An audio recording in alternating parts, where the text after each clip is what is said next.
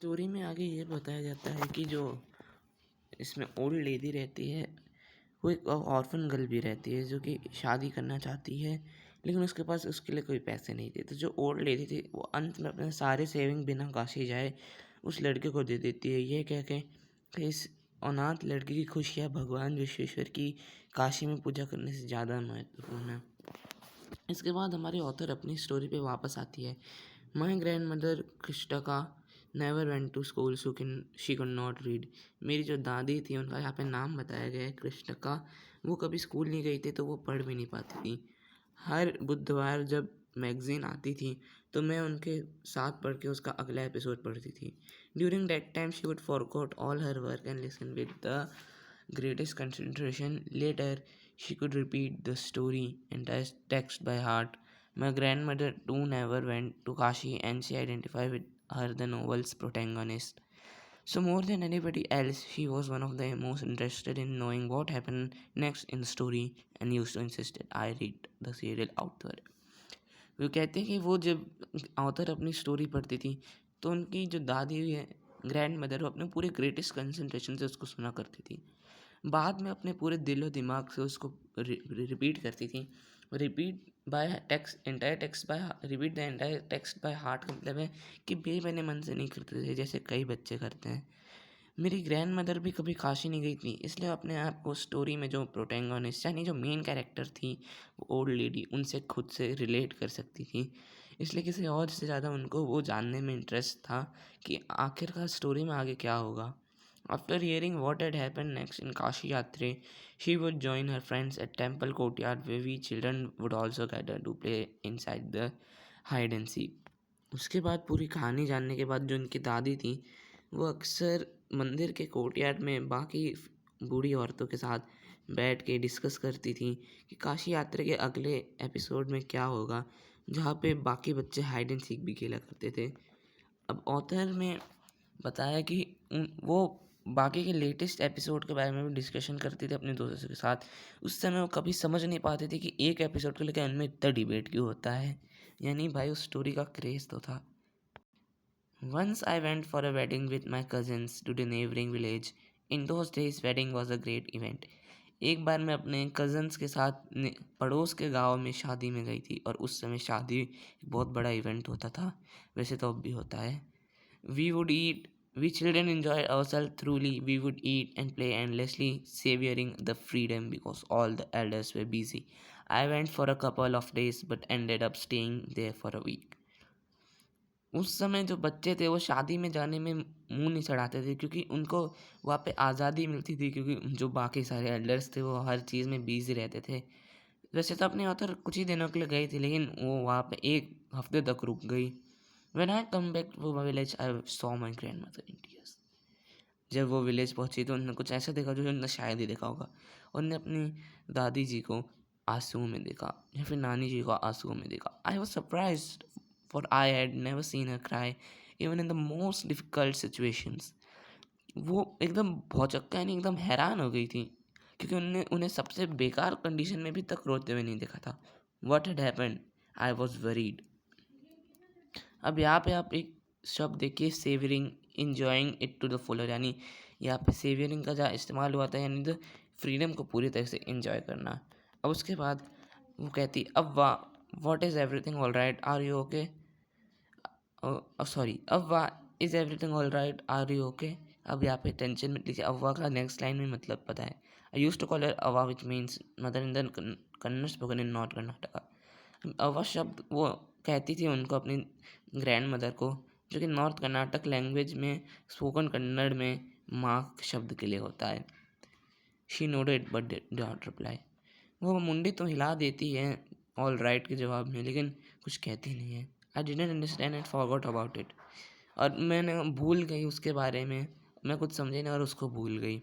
कैसी है यार ये। In the night after dinner we were sleeping in the open terrace of our house.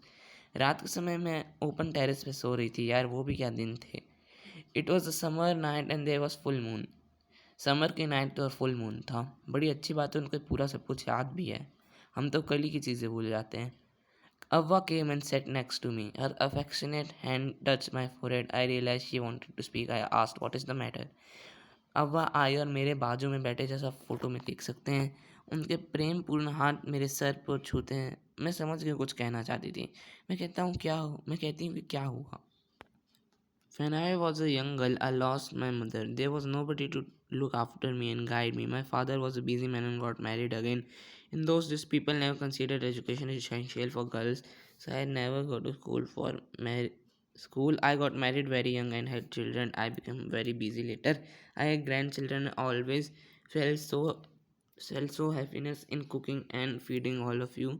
At times, I used to regret not going to school, so I made sure my children and grandchildren studied well. यहाँ पे जो सुधा मूर्ति की सुधा मूर्ति की grand mother बताते, यानी अव्वा बताते कि जब मैं एक जवान लड़की थी, उनकी माता जी का निधन हो गया था। उनका देखभाल करने के लिए कोई नहीं था और उनके गाइड करने के लिए कोई नहीं था। उनके जो पिता थे वो ऐसा नहीं थे कि फ्री थे, एक बहुत व्यस्त इंसान थे और उनकी दोबारा शादी हो गई। उन समय में जैसे हमें पता है कि लोग कभी भी औरत के लिए पढ़ाई का ध्यान नहीं देते थे, सो कभी स्कूल ही नहीं गई। उसके बाद पुराने ज़माने में जो होता था, इवन आपके भी माता पिता के साथ हुआ होगा, उनकी बहुत जल्दी शादी हो गई और उसके बाद उनके संतान हो गई। बाद में उनके संतानों के ग्रैंड चिल्ड्रन हो गए। उनको खूब खुशी मिलती थी खाना बना के उन सभी को खिलाने में, लेकिन उनको बहुत रिग्रेट होता था कि स्कूल नहीं गई। तो उनने ये पूरा श्योर किया कि एकदम पूरा पक्का किया कि उनके जो बच्चे और ग्रैंड चिल्ड्रन है वो अच्छे से पढ़े। अब उसके बाद आपको ये थोड़ा सा चेक और अंडरस्टैंडिंग करके आगे स्टोरी से बाहर है। उसके बाद सेकंड पार्ट यहाँ से चालू होता है। I could not understand why my 62-year-old grandmother was telling me a 12-year-old the story of her life in the middle of night.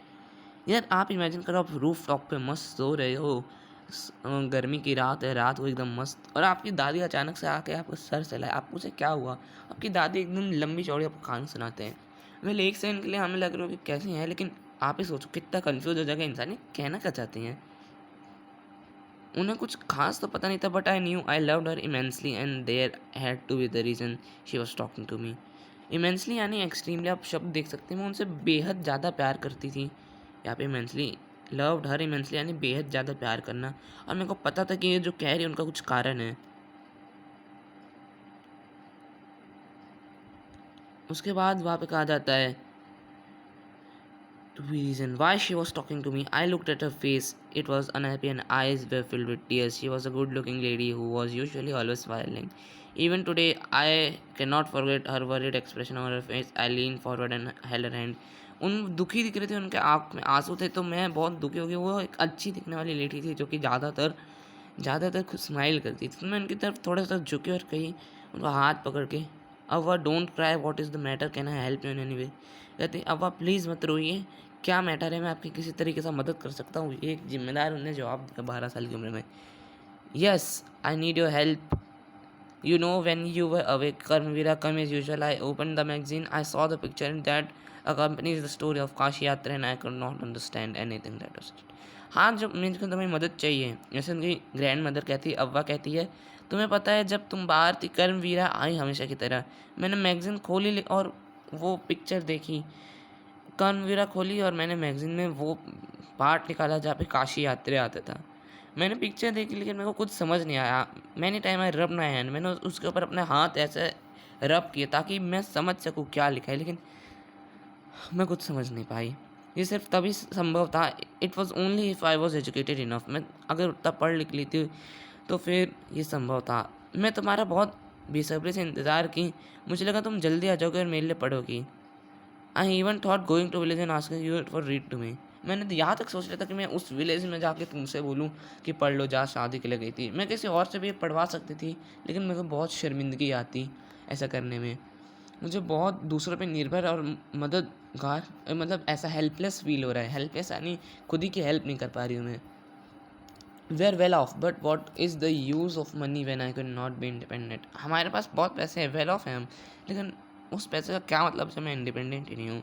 I did not know what the answer. अवा continue. मेरे को अब सुधा मूर्ति बताते उन्हें पता नहीं था कि आंसर क्या करना है, लेकिन उनकी दादी कंटिन्यू करती है। I have decided to learn the Karnataka alphabet from tomorrow onwards. I will work very hard. I will keep Saraswati Puja day during Dashera as the deadline. That day I would be able to read a novel on my own. I want to be independent. I saw determination on her face, yet I laughed at her. वो कहती हैं कि उसके बाद सुधा मूर्ति की शांति को शांति को देखकर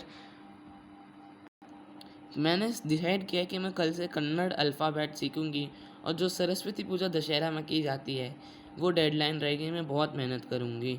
अब जो ऑथर सुधा मूर्ति रहती है वो कहते हैं कि मैंने उनके चेहरे पर डेडिकेशन देखा, लेकिन मैं फिर भी उन पर हंस दी। उस समय वो बच्ची थी यार, लेकिन फिर भी हंसना नहीं चाहिए ऐसे किसी पे। Ava, at this age of 62, you want to learn the alphabet. All our hair is grey and your hands wrinkled. You wear a spectacle and work so much in the kitchen. Childishly, I made fun of the old lady, but she just smiled. वो उनको discourage करते हुए कहते हैं कि इस 62 साल की उम्र में आप अल्फ़ाबेट क्या करोगे सीख कर? आपके बाल पूरे ग्रे हो चुके, आपको चश्मे लग गए, आपके हाथ पूरे झुर्रियाँ पड़ गए, आप किचन में इतना काम करती हो।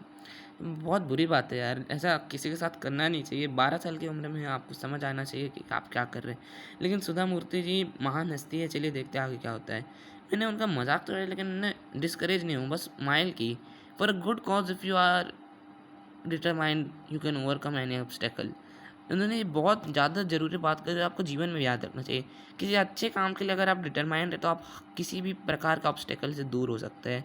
ये पुराने ज़माने में लोगों के पास अपने आप ही मोटिवेशन बहुत होती थी। अब तो किसी को कितना भी मोटिवेट कर लो, इसमें मोटिवेशन नहीं आती है यार, और फिर गाना चलाना पड़ता है मोटिवेशन का। यहाँ पे स्टोरी में वापस आते हैं, डिस्ट्रैक्ट नहीं होते। उन्होंने बहुत कहा कि अगर किसी अच्छे कारण के लिए, ऐसा नहीं कि किसी भी कारण को उठा लो, कोई बहुत अच्छा कारण के लिए तुम कोई काम के लिए डिटरमाइंड हो तो तुम सारे दुविधाओं को पार कर सकते हो। मैं बहुत मुश्किल से काम करूँगी। और उन्होंने एक और बड़ी बात की, for learning there is no age bar. ये हमें जीवन में सीखना चाहिए कि सीखने के लिए कोई एज बार नहीं है। तू मेरे को क्यों सिखा रहा है, तो मुझसे छोटा है। ऐसे कोई टीचर कहे ना तो उसके मुंह पे जवाब मत देना, लेकिन याद रखना भाई कि सीखने के लिए कोई एज बार नहीं होती है यार। कोई छोटा भी तुम्हें सिखा दे तो सही है। The next day onwards I started my tuition. अगले दिन से मैंने ट्यूशन चालू की, मतलब अव्वा को पढ़ाना चालू किया। अव्वा वॉज अ वंडरफुल स्टूडेंट। अव्वा जो थी वो बहुत वंडरफुल स्टूडेंट थी। The amount of homework she did was amazing. वो बहुत ज़्यादा होमवर्क कर लेती थी, बहुत एकदम अमेजिंग था भाई, मतलब मज़ा आ गया भाई। उसी समय मेरे को थोड़ा थोड़ा समझ में आने लग गया था कि मैं टीचर बनूंगी। वो मेरी पहली स्टूडेंट थी। अब उन्होंने बताया कि वो रिपीट, राइट और रिसाइट करती थी, तो रीड भी करती थी। उन्होंने कहा कि उन्हें आगे अंदाज़ा था कि वो टीचर बनेंगे, और उन्होंने सपना देखा थी कंप्यूटर साइंस पढ़ाएगा बहुत सारे स्टूडेंट को, 100 स्टूडेंट्स को। फाइनली दशहरा फेस्टिवल हमेशा की तरह आया। अब जो ऑथर थी वो, उन्होंने बहुत प्यार करती थी अपनी दादी से, इसलिए वो एकदम सीक्रेटली जो काशी यात्री थी उसको ले आया। और बड़ी खुशी की बात है, उस समय तक वो एक नोवेल की तरह पब्लिश हो गई थी, अब मैगजीन में नहीं आ रही थी। उसकी ग्रैंड मदर ने उसे बोला, स्टूल पे बिठाया, पता नहीं क्यों, लेकिन अगले सेकंड में भाई जो हुआ उस पर किसी को भरोसा नहीं हुआ। She gave me a gift of frock material. उन्होंने मेरे को फ्रॉक मटेरियल का गिफ्ट दिया। उस समय फ्रॉक पहनते थे guys. Then she did something unusual. उन्होंने कुछ अनयूजुअल किया। She bend down and touched my feet. I was surprise and taken back. Elders never touch the feet of youngster. We have always touch the feet of God, elders and teachers. We consider that the mark of respect. It is a great tradition, but today the reverse had happened. It was not correct. Taken back and is surprised by something unexpected. आपको मैंने कह दिया yorker खेलो, अचानक से bouncer डाल दी, तो आपके साथ भी ये होगा, टेकन बैक। वर्ल्ड वॉर 2 में हिटलर के कारण स्टॉलिन भी टेकन बैक हो गया था।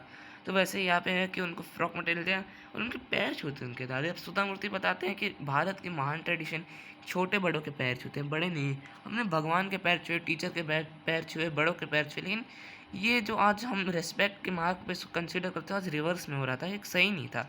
She said I am not touching the feet of I am touching the feet of a teacher not my grand daughter. उन्होंने फिर एक और महान बात की, भाई कितनी महान बात करती है इनकी अवा, कि मैं अपनी टीचर के पैर छू रही, अपनी परपोती की नहीं, अपनी